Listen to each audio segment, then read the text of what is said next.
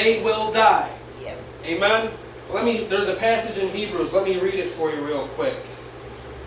Amen. It's Hebrews chapter 10, verse 26. It says, "For if we sin willfully, after that we have received the knowledge of the truth, there remaineth no more sacrifice for sins." Now, what is this saying? Is this saying if you sin in one area and you stumble in the same area, well, that's it for you? No. God forbid. That is not the case. This is talking about willfully walking in it. Now, why is it that it says that there is no... Let me see what it says. I just want to quote it again. Why does it say there remaineth no more sacrifice for sins? Was not the sacrifice of Christ enough? Absolutely. So why does it say there remaineth no more?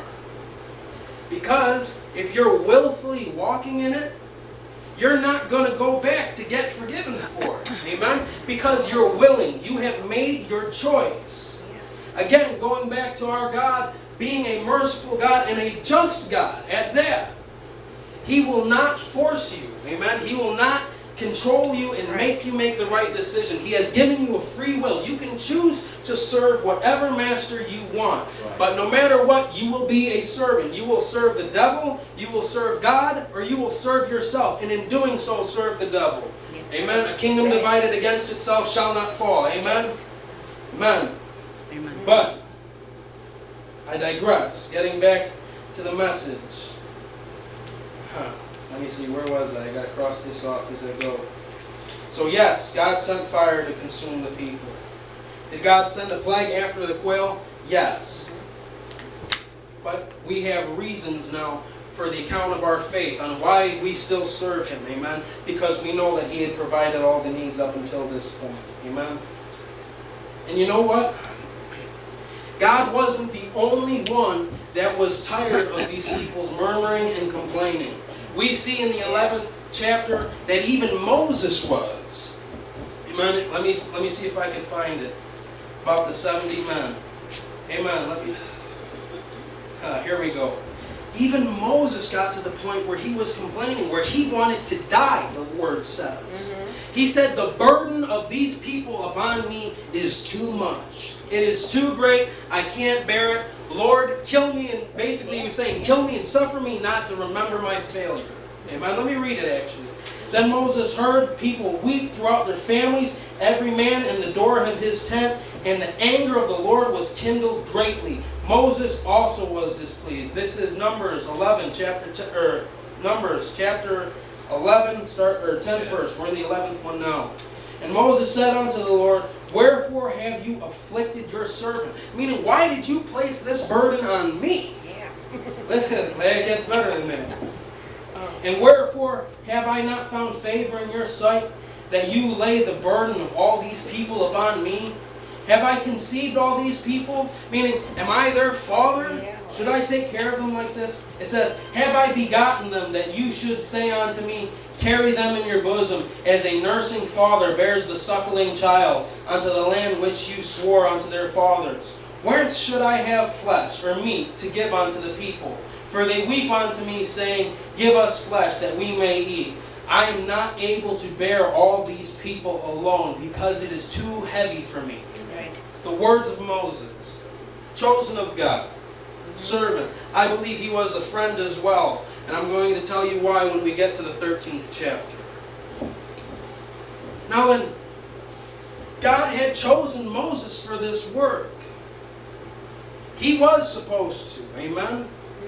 But going back to the God that we serve is still being merciful, still being forgiven. In the Old Testament, instead of saying, "You're not good enough, where's the next one that I'm going to choose?" Right? Instead of doing this, He reasoned with him. Yes. Moses had made his petition known to the Lord, as we are, whatever it might be. He made his petition known. He said, "God, I can't do it by myself." So what does the Lord do? The Lord says, "Gather you 70 men." And He placed the same spirit that was upon Moses on them. And they prophesied. Amen. They gave glory and they praised God for a season. Amen. In order to demonstrate that, yes, God has chosen these 70 people to help bear the iniquity, or to help bear the burden for Moses. Yes, yes. And then it says that the prophecy stopped with him. Amen. It was only to show for a moment yes, these were chosen. You can trust these people, Moses. I heard what you said, and I will reason with you. Okay, you don't have to do it by yourself. You're not on your own. I see that you're, hello? Amen. So we know about the quail. Did God send fire upon the people? Yes, He did. Did God kill the people for the quail's sake? Absolutely He did. Amen. But we see why it was so. But we even see that, yeah, He was still merciful all throughout it. Now then, getting into chapter 12, I said 13, but this one's pretty interesting. Notice who it says. I'm going to start in the first verse. And Miriam, Moses' sister, and Aaron spoke against Moses because of the Ethiopian woman whom he had married. For he had married an Ethiopian woman. Notice who it is that's coming against him. This is Aaron. Aaron, the priest, chosen. And they came against him because of the woman he took to be his wife. Now, in this passage I absolutely love because of the way God lays it down. I'll read what he says. God defends Moses in the 4th verse here. And the Lord spoke suddenly unto Moses, and unto Aaron, and unto Miriam. Come out, you three, unto the tabernacle of the congregation. And they three came out, and the Lord came down in the pillar of the cloud, and stood in the door of the tabernacle, and called Aaron and Miriam. And they both came forth. And now listen to this, this is really good. And he said, Hear now my words. If there be a prophet among you, I, the Lord, will make myself known unto him in a vision, and will speak unto him in a dream. My servant Moses is not so, who is faithful in all my house. With him I will speak mouth to mouth, even apparently, and not in dark speeches. And the similitude of the Lord shall he behold.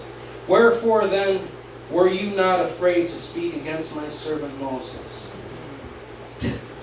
This is what he says. When the Lord was saying this, he said, Do you see the prophets? When I speak to them, it's in visions, and I speak to them in dreams. But Moses is different. He says this. Moses is different than them because I don't speak to Moses in visions. I don't speak to Moses in dreams. When I speak to him, the word says mouth to mouth, but it means directly. Me and him, we speak directly to each other. And then he says, Wherefore then were you not afraid to speak against my servant? Meaning, if these are the prophets, and the prophet being the chosen of God, the ones who were chosen to deliver the message to whatever the people were, whatever the need was, whatever the message was that needed to be heard, whatever the Lord was trying to tell the people, He spoke to the prophets in dark places or through visions, amen, or through dreams. When He said, I speak to Moses directly, He was saying this is far greater than what you think, because this is something that is important. What I'm telling him is some things that need to be done. This is direct from the throne room. He has been set up. Moses was chosen. Moses didn't choose himself. God chose him for the work. So when Aaron and this woman came against Moses, they weren't coming against Moses. They were coming against the one who sent him. Much as, just like Jesus said, they don't reject, when they reject you, they're not rejecting you. They're rejecting the one that sent you. That's right. So when they came to this, and this is probably one of my favorite, I love some of the things God says. Right before He says, I am the Lord. This is one of them. He says, Wherefore then were you not afraid to speak against us? Meaning, if you know that I speak with him in ways that far exceed the ways that I speak to the prophet, showing my relationship that I have with him, which is why I believe Moses was indeed a friend of God. He says, you know all these things, and you're not even afraid that you spoke against him?